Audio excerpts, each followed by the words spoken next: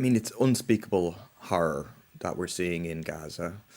The people are being starved. It's the UN that is saying that 14,000 babies face starvation to death in the next few days unless aid gets in, and aid is not being allowed in. A tiny trickle as a charade to pretend that something is being done when in reality Gaza continues to be starved by Israel, and you have more and more openly genocidal statements by Israel's leaders talking about clearing Gaza out, taking over all of Gaza. Absolutely horrendous. And the question that has to be asked of everybody in this world is, are we all doing everything that we can to try and stop this?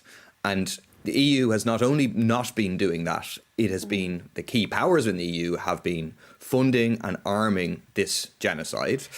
Germany in particular is the second biggest funder of Israel after the US. And so they have always blocked, as the most powerful country in the EU, doing anything.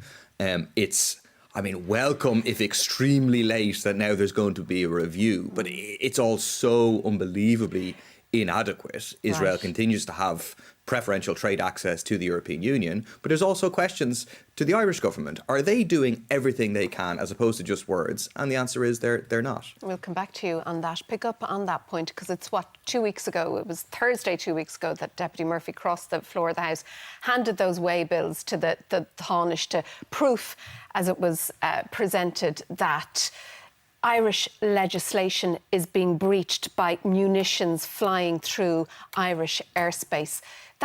That was a difficult one for the government, I would have thought, Cormac. Yeah, I mean, the fundamental issue with the flights is, while the government has often insisted that, these kind of practices aren't taking place, they've never been able to prove that because inspections don't happen. It's something that, it's almost taken on trust, and there has been several cases of reports that this is indeed taking place. But I mean, these way bills set out exactly the detail of the munitions being carried on board. Sure, yeah, no, it's certainly, it's certainly something that Ireland could look at doing something about. I would suggest maybe that it's a fraction of the arms going to Israel, because the US can just fly stuff there directly themselves. But it's certainly one of the things that the government could look at doing something